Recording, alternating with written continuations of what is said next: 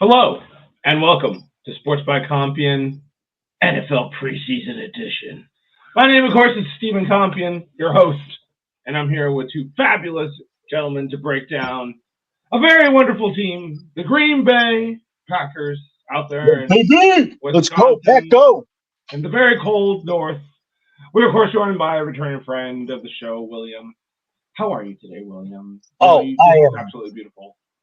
I'm absolutely wonderful, Stephen. I can't complain whatsoever. With what we have coming up with the Packers, it's going to be one of the best seasons I think in a long time. Wow. Big confidence coming into the pod. And of course, friend of the show, returning guest, Taylor Seitz. Recently married. Mr. Seitz is here at the show. How are you, Taylor? Sorry to get a little later, had some stuff going on, but no, super excited to be here. Super excited to start the Sports by Compian season, preseason. Excited to be about it all year long, talking fantasy football, talking football in general. Most of all, excited to be here with a fellow Packer fan, Will Durling, and just talk about our team because you know what, like Will said, don't want to be too cliche, but super excited about the youngest team in the NFL. Super excited to see the things that they're going to do. I really, truly think this is a team that's being somewhat slept on, but also being respected at the same time. The Packers are going to be real fun to watch this year, and I'm really excited to see what they do under the helm of J. Love. Well, without further ado, as they say, we'll hop on into it. Let's have a look at this new, recently decided 53-man roster. Of course, to head it all off, the Love himself, the Georgian of the bunch, the probably third future Hall of Famer in a row for these Green Bay Packers. What are we thinking, boys? How's it looking? How's the quarterback room? Honestly, talking about that quarterback room, I'm looking at J. Love. This kid's easily going to be throwing 4,000 plus yards. I'm thinking that he's going to have 30 plus touchdowns, and if I'm going to give him some interceptions, he might throw a few. He is a bit of a gunslinger. He's that hybrid of Brett Favre with the smarts of Aaron Rodgers. So I'm going to still say he throws somewhere in the neighborhood of like 6 or 7 picks, but I still think that that's a pretty good touchdown to interception ratio for a Green Bay Packer. Yeah. Completely. Well, are you guys really having no backups for him, or is that what's going on here? Or at least they just don't have his name. We had these two. So last year we did draft. Last year we drafted Sean Clifford. He was the backup last year. We did receive him. We cut him. We recently traded with the Titans, late 7th round pick. Picked up Malik Willis. Malik Willis, who's actually not a bad quarterback, which is actually kind of funny. So Sean Clifford took over Malik Willis's job at the school they went to. And it's spacing. I want to say it was Penn State, and I don't think that is correct at all. No, it's like Liberty, isn't it? Nope, it was Penn State. Malik Willis? No. Willis. So here's what happened. Will Levis won the starting job from Malik Willis, but Sean Clifford beat Will Levis out for the starting job at Penn State, held that starting job for 5 years. Malik Willis lost the starting job to Will Levis, and Sean Clifford is currently losing the job to Malik Willis for his starting job or second string job. So it's kind of interesting. Funny stuff. Will Levis went to Kentucky, and that's who beat out Malik Willis. And now Malik Willis is who beat out Sean Clifford, who beat him out at I got whatever. Yeah, guys. so it's kind of like a funny college. It doesn't really matter. But happy to have him on the team. We did get Sean Clifford back on our after we drafted in the 7th round Pratt out of Tulane. Excuse me, out of Tulane. He did get let go. He is currently a free agent, but we did get Clifford back on the practice squad. So good to see him back on the team. But yeah, excited about Packers quarterback room going forward. Hopefully we never have to see a backup play. And Jordan Love, my prediction for Jordan Love this year, 4,300 yards, 6 interceptions. How many touchdowns? Why does it blank out when he says the touchdown part? I don't know. It keeps blanking out. It's like the simulation's like, we can't tell how many touchdowns it's going to be. Well, now you're just blinked out in general, Taylor. We can't hear you. Yeah, I don't know what's happening. Seems to have. Oh, there we go. Now we can hear you, Tay. We're just gonna get rid of the earphones and we're just gonna raw dog it. Whoa! So like I boy. said, so 34 or 4,300 yards for Jordan Love this year, 34 touchdowns, 6 interceptions. That's my prediction for Jordan Love this year. Nice. All right, let's go put With money an on it. additional, I'm going to say an additional 3 to 4 touchdowns on the ground for Love. Ooh. Yeah, I forgot about his mobility. Yeah, very mobile quarterback. People forget about that. Yeah, he's at least got legs now, so I'll take that. Big year incoming for Jordan Love, according to both these lovely Packer fans. Go ahead and put money on it right now. DraftKings, FanDuel, wherever you do your gambling, and all those gambling places should seriously consider Sports by Compion to be our sponsor, because why wouldn't you? We gamble. We know people who do. He's plus 3,000 for over 28 touchdowns on FanDuel right now. So, or excuse me, DraftKings. That's not bad. Take the over. Take the over. Love the over on that. And I love the addition of Josh Jacobs for you guys. That's one of the best running backs, I think, in the league right now. I hope he continues to prosper, just because fantasy football needs more good running backs in general. Yeah, go ahead, Steve. All you. Yeah, I absolutely love the addition of Josh Jacobs. I think him coming in is a younger, more versatile version of some of the great running backs that we've seen throughout Green Bay, whether that's been Amon Green or James Starks or any of the other greats that we've had come out through our organization. He's a great pass catcher. He's great on the ground. He's got some of the best best linemen in front of him blocking. He's going to make a lot of yards out. This guy's going to run for at least 1,000 by himself. So it's going to be a great seeing him come out and play. Yeah, I agree completely. You know, the Packers running back room was kind of a question going into the season, especially fantasy speaking here. A lot of people are kind of talking about, you know, LaFleur came out early and was like, it's going to be a run by committee. But as of yesterday, A.J. Dillon got put on IR, done for the season, neck injury, which is sad to see him. You know, I appreciate everything A.J.'s done. And then you have Marshawn Lloyd, who's been battling a hamstring issue. Luckily, he did not get put on the PUP list. So I don't think we see Marshawn Lloyd for a few weeks.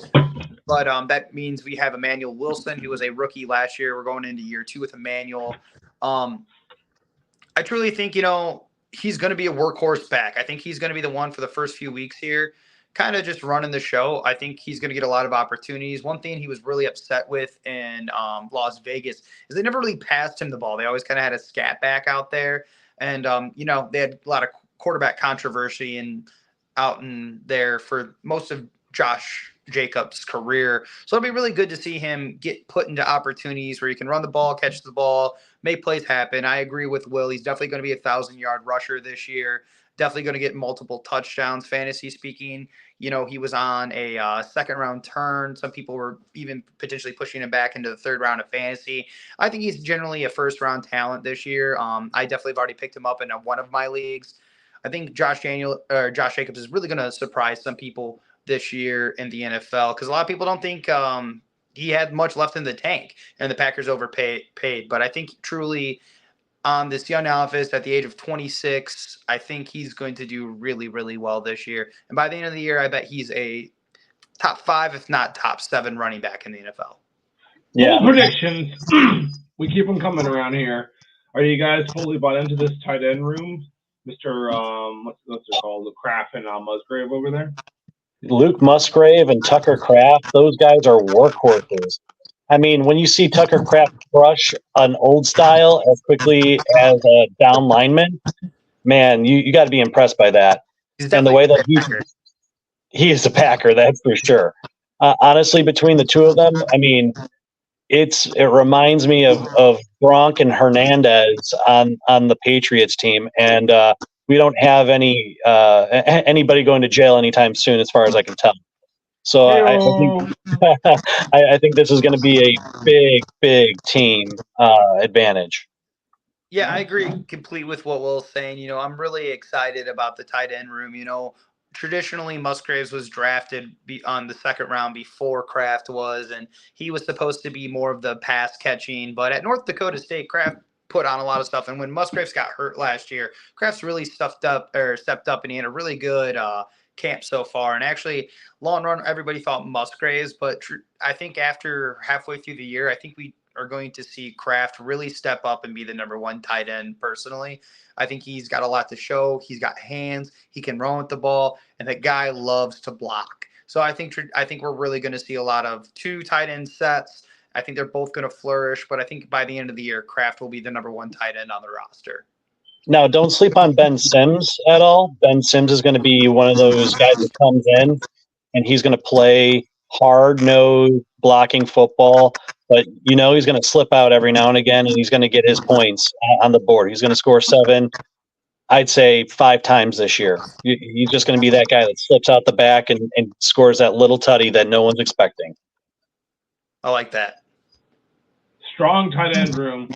So what about this offensive line, guys? Elton Jenkins is someone I always trade for in fantasy. I mean, in fantasy and Madden, because it's usually a good trade. But what do we got to say about this offensive line? Are you going to kick it to Max? I have to say that this is going to be one of those offensive lines that has pretty strong depth and strength within themselves. I'm looking at this right now. I think that they've made the right moves within it. I'm a little surprised at some of the choices, but keeping Travis Glover is an interesting choice. But I think that works out as a swing tackle for the team and can be something of an opportunity to get that guy in if there are any injuries on the line. Yeah, I'm really excited about our offensive line. I mean, you have Zach Tom, who really stepped up out of Wake Forest the last few years. I mean, he's clearly kind of the set-in right tackle. The Packers did let go of Royce Newman, which is something, if you watched him play last year, needed to happen. He actually got picked up by your Tampa Bay Bucks, Steven. Good luck. Not a bad player. He'd been nice to get somebody back as a utility player on the practice squad to potentially moved around. But, one nice thing about Glover is, those Duke players, they're so intelligent. I wouldn't even be surprised. Josh Myers, our center there, has kind of been playing under par the last few seasons. And Glover, that's his traditional position. He's a big center, but I could see him potentially slipping in there. He played really well in preseason. And between, like you said, I mean, our left tackle situation, we just drafted Jordan Morgan out of Arizona. I think he's really going to step up. Wasn't the most flashy draft pick in the first round, was a little shocking, but after watching tape, watching him play in preseason, super excited about him. I think, with this young offensive line, they're big, they're strong, they're intelligent. And I think, they're very Packer-esque in the sense that they can all play multiple positions. So I think that's what's really going to truly run that offensive line is having the ideas when one man goes down, they have other opportunities to switch in other players and implement them to kind of have a successful, whether it's a run game, they can all pass block. I think Jordan Love in the run game across the board, whether it's pass protection or just moving the football this year, I think they're going to be in really good hands. And they only have room to grow, which is the most exciting part. And you got to keep in mind that Stenovich was the former offensive line coach of the Packers. So him being the offensive coordinator now, he's going to be looking at all of the players on that line, making sure that we're protecting Love, opening the holes for Josh Jacobs, and being the hard-nosed players that we love having up in Green Bay. I totally agree with you, William. All right, well, that's that offensive line. Looking strong. We got a couple, as usual with offensive line. Can they all come together, do the offensive line stuff? I guess we'll find out soon enough. Getting into the wide receiver room, the playmakers. Can they open up the defenses? Can Christian Watson play a full season? These are the questions that the people must know. Yeah. Go ahead. You take this one. You start us off. I think the Green Bay Packers wide receiver room this year, Jordan Love said it himself. They questioned him all year long. Kay Adams, one of the things when she was in Green Bay, when she was doing her preseason hop around with all the teams in the NFL, she sat down with Love and was like, hey, who's the number one receiver this year? And he responded, I think I have a ton of number one receivers. And if you're looking between Christian Watson, he went into a specialist, worked on his hamstring this year. He's a total burner. If he's healthy, the guy's a game changer. You have Romeo Dobbs, so sure-handed, which I truly believe he is going to have the most fantasy output. And I also believe he's going to be the Packers' number one receiver by the end of the year. He's going to be a stud. You have Reed. Last year, Reed had 10 touchdowns. You know how many rookies come in the league and have 10 touchdowns? Perfect man in the slot. He's shifty. He's fast, sure-handed. Once he gets the ball in his hand, he can make anything happen. So good. And then you have Dontavian Wicks as well. Dontavian Wicks, they keep trying to compare to Devontae Adams. Can't compare anyone to Devontae Adams because Devontae Adams is Devontae Adams.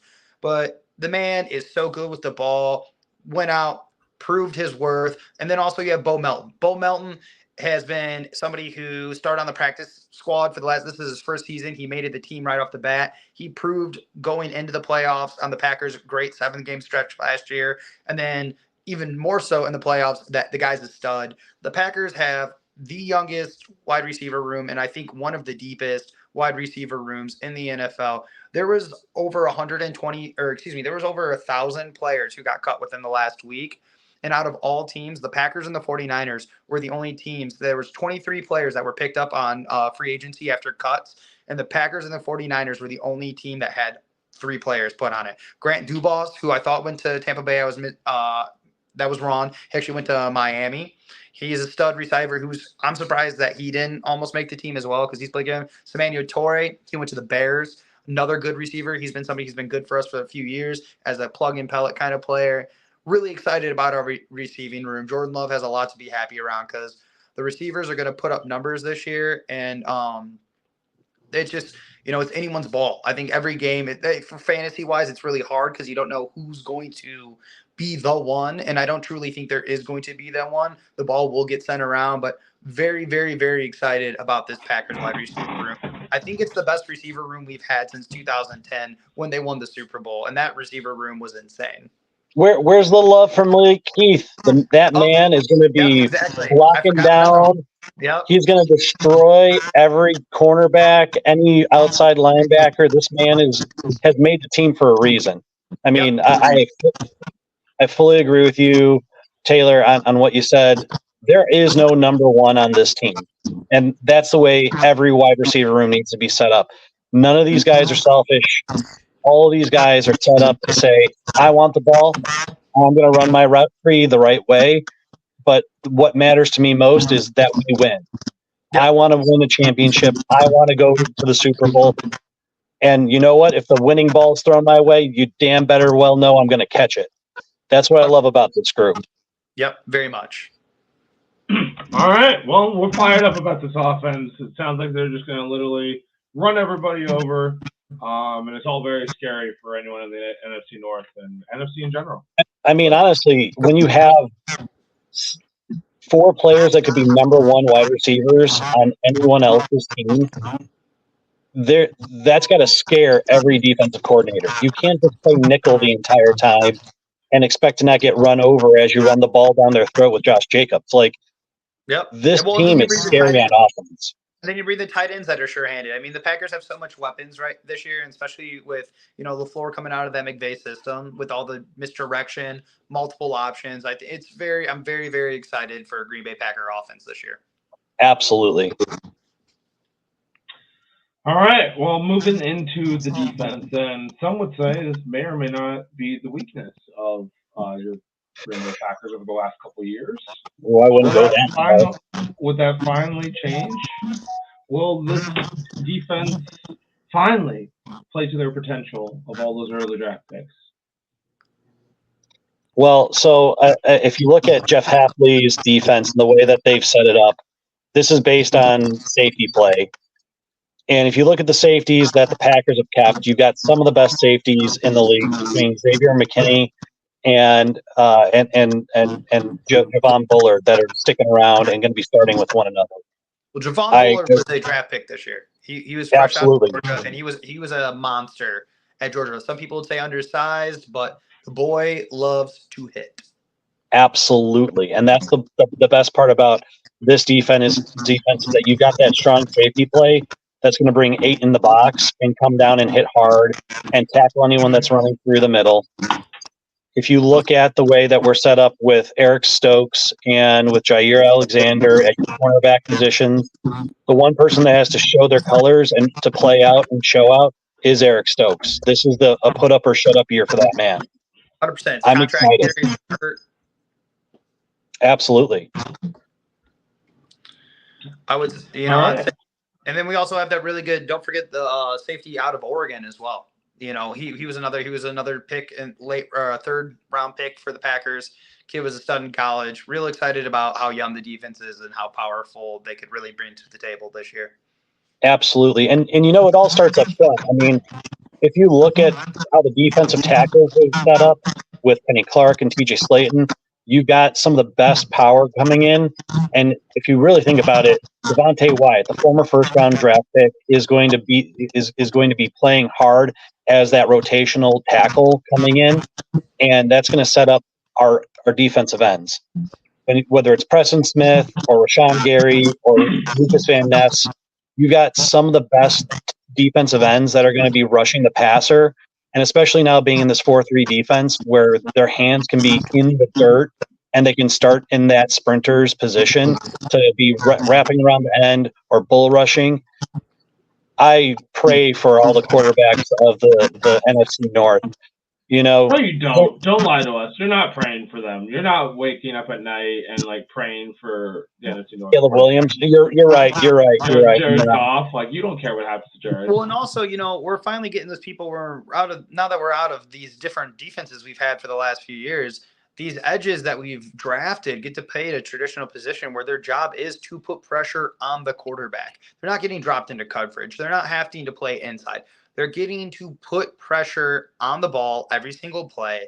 And I think that's where you're going to start really seeing these men flourish. I mean, Rashawn Gary right now, he's been a dog. He's always been a dog. I think this year is going to be, I don't want to use the term breakout season because he's already established himself and been underappreciated as such of an edge rusher. I think this is going to be his best season in football. And I think you're really going to see Luke Van Ness step up. Very excited for the Packers front line, especially with the middle linebackers that we have. The defense is young. It's fast. It's quick. They like to hit. I think it's going to be an entirely new defense that we haven't seen in a really, really long time as Green Bay Packer fans. Honestly, if I were to put money on Defensive Player of the Year, Rashawn Gary is going to get my money. That man is a dark horse in that race. If you compare his stats in the second half of last year with any of the top edge rushers, he's right there with them. And now that his hand's going to be in the dirt, he's going to be even that much more dangerous as a player. And honestly, he's going to get 15 sacks, 4 forced fumbles, and an interception return for a touchdown.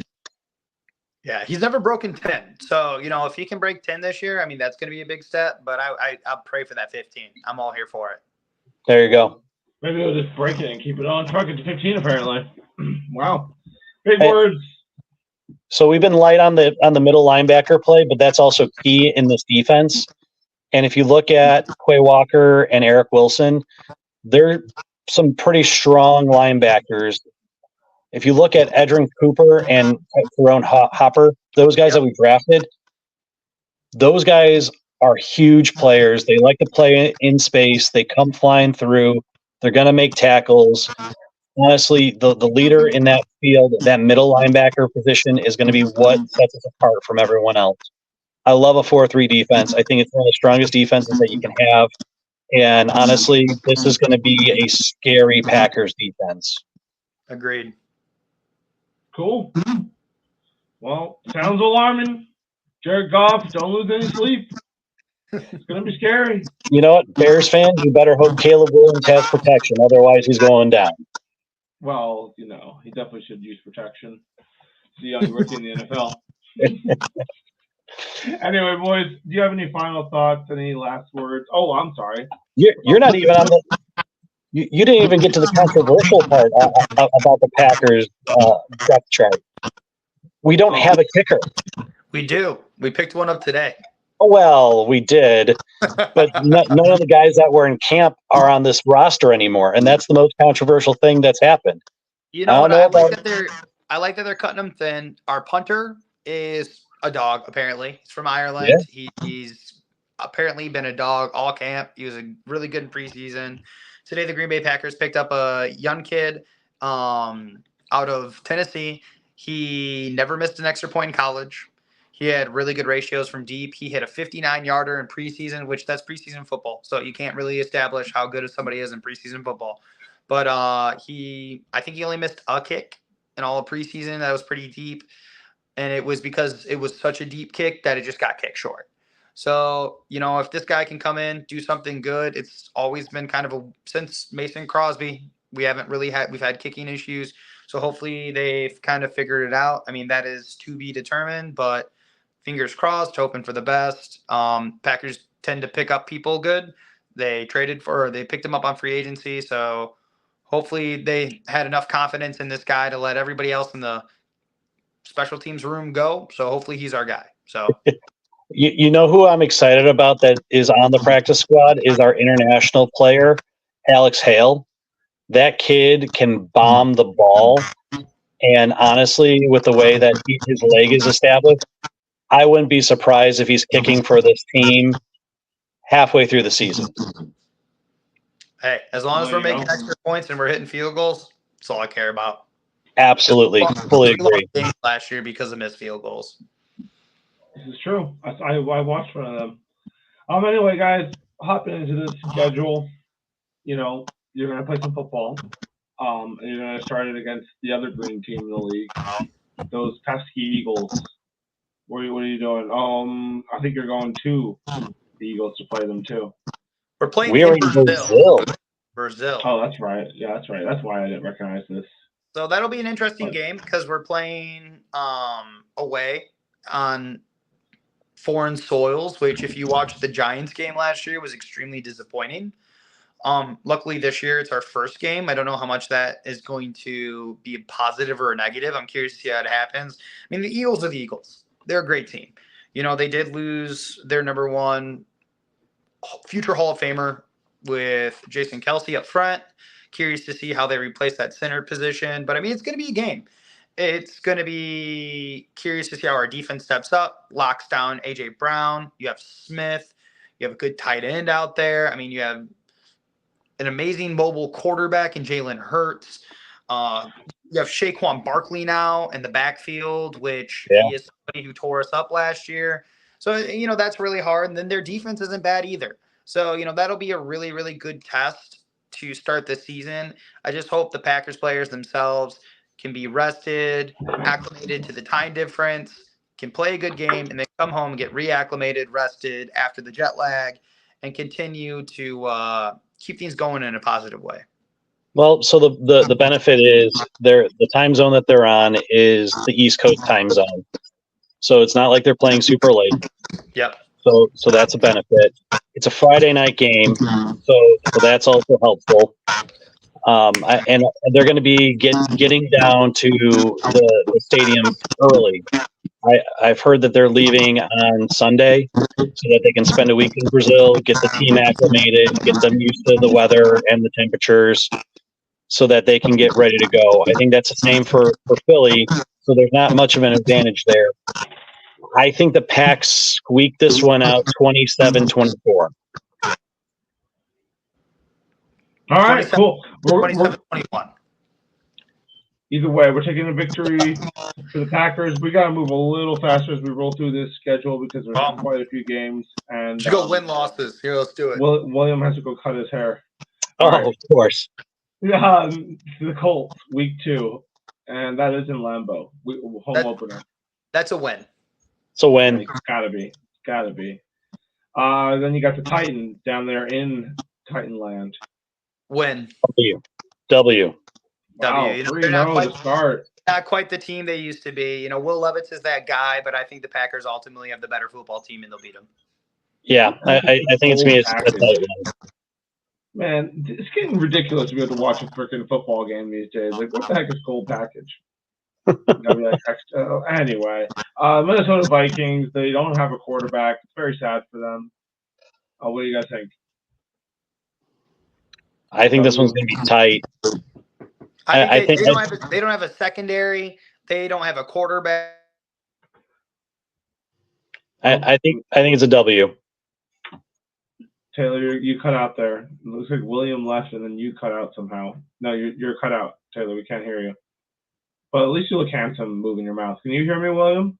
I can hear you. All right, cool. Well, I think Taylor may or may not realize that we can't hear him at some point. But in the meantime, we'll move on and we'll talk about how the Rams.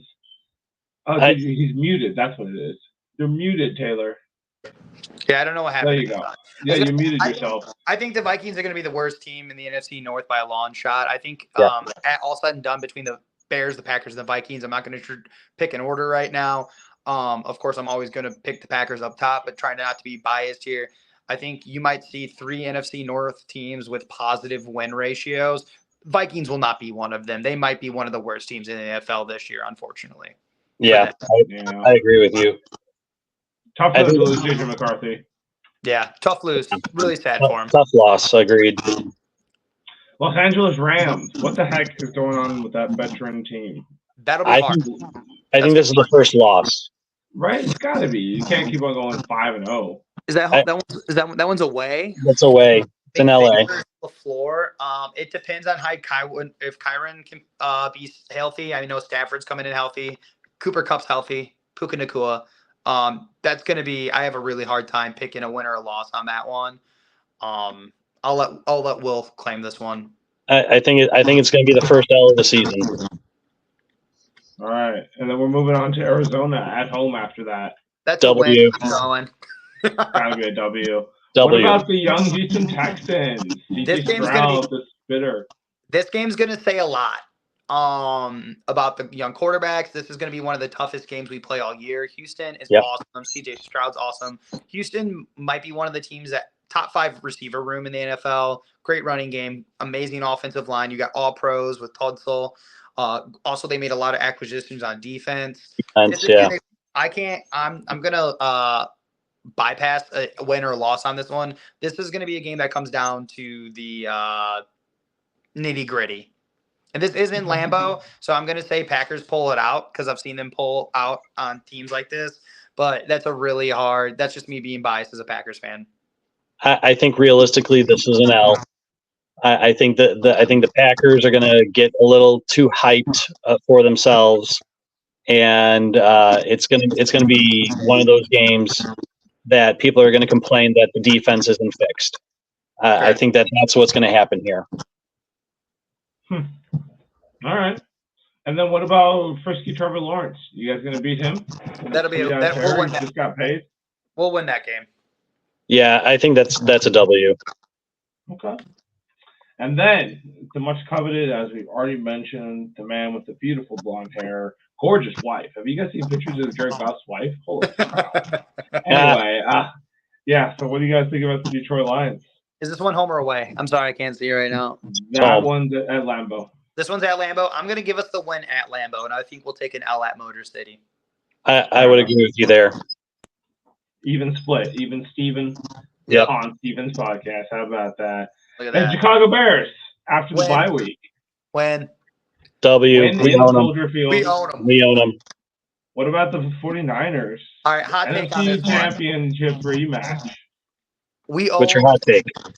I don't think LaFleur has ever beaten Shanahan. Nope. Quarterback. A couple things come into play here. One of the messiest teams in the NFL right now is the 49ers. You have a lot of players who want to get paid. A lot of players are holding out. Is Brock Purdy honestly the truth, or he's had a good run? They still have one of the best defenses in the NFL. I think the Packers come back from revenge, and they end up winning this game by a field goal. I like that one. I think it's going to be a tough matchup. I agree with you that you got a lot of guys on that San Fran team that are going to be pushing hard. Honestly, what I believe is going to happen is CMC is going to be down with an injury. And don't say that. He's going to be He's my fantasy running back. Yeah, I think he's going to be my first overall pick. Honestly, I think CMC is going to be down. You're going to be seeing an injury-riddled San Francisco team. Packers are going to. They are also one of the oldest teams in the NFL. That's right. I think the Packers are going to absolutely obliterate them. Oof. I don't know about that, but I think they'll get the W. All right. Big confidence coming from Williams throughout this whole podcast. We're going to have to go back to this pod later if the Packers have a bad season. All right. Dolphins.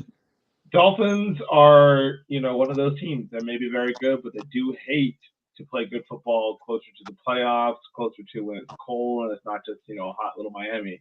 So I think the Packers pull this off. It kind of comes down to if Tyreek and Waddle can be healthy for the entire season. They're both already battling injuries. Both have been seen in leg casts, knee braces this offseason. Waddle's my guy in a lot of my leagues. I really think he's going to do good this year. I truly think Mike McDaniels and the Dolphins, they end up blowing this one. And like I said, I think the Packers are going to be a really high winning team this year. And I truly think when they come up to the cold, they can't catch the football. And, you got to have Tua. Love him. He's got to stay healthy, too.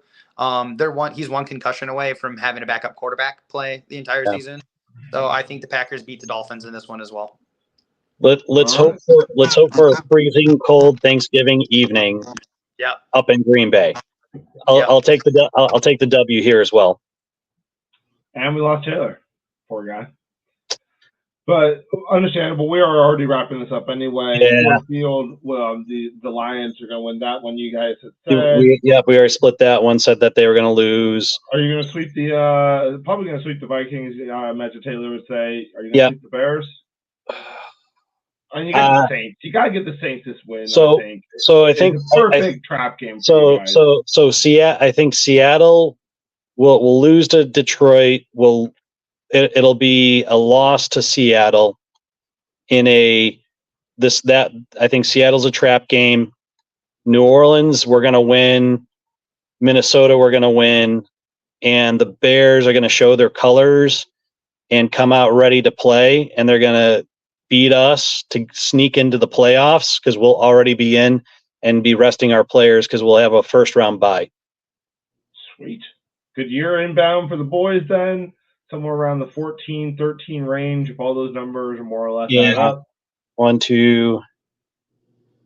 Let's see. 2. I had 3 with the Rams. Yeah, 4 with Houston. I think we're going to be 13-4. Love it. I was thinking 13-4. I think Taylor was thinking that they were going to be 14-3. I think 13 wins gets the number 1 seed in the NFC this year. So I think like Taylor was mentioning, I think it's going to go Green Bay 1, Detroit 2, Chicago 3. I think Chicago is going to have a record of 10-7. Detroit with a record of 12-5. Green Bay with, like I said, the 14 or 13 wins at the top, and you're going to see a whole lot of the NFC North in the playoffs this year. There he is. Hey, Ted. Sorry, my phone died. That's okay. We're just wrapping up here. Will's giving his final predictions of the season. More or less 13-4 is looking like for the boys. I'm all for that. These last 3 games here, I think the Packers sweep going into the playoffs. I think they're going to go in as the number 1, if not the number 2 seed in the NFC. It'll be interesting to see how it's going to go. I think people are too high on the Bears. That's my bias as a Packers fan. I don't think the Saints are going to have a good team this year, and I also would agree with that. The Vikings, they're not going to have a good team as well. So I think we have a nice schedule ending up, even though that last game at Lambeau versus the Bears is going to be tough. I think that last game, the Packers are going to be resting people and take the L with their second string in. Well, I'm sure you guys will settle for that. I do want to thank you both for coming on and giving Absolutely. us fantastic information about the Green Bay Packers. People, we really appreciate you liking and subscribing and watching the content. We're going to have a plethora of NFL content coming out featuring both of these fine gentlemen as they're well informed about all the football stuff. Pay attention to us because we did do some really good stuff with our pick'ems last year. It was very competitive. Mr. Shades won the whole league, so if you were following him, you could have picked like 97% or something for his year. So, yeah. There you go. He's going to make a picks. Anyway, guys, thank you for tuning in. Thank you to our non-sponsor sponsors, which today was Clear America. It's like, what am I looking for here? Sparkling water. That's fucking lemon cherry. It's freaking great, dude. Delicious. Shout out, non-sponsor sponsors. Sports by Comp.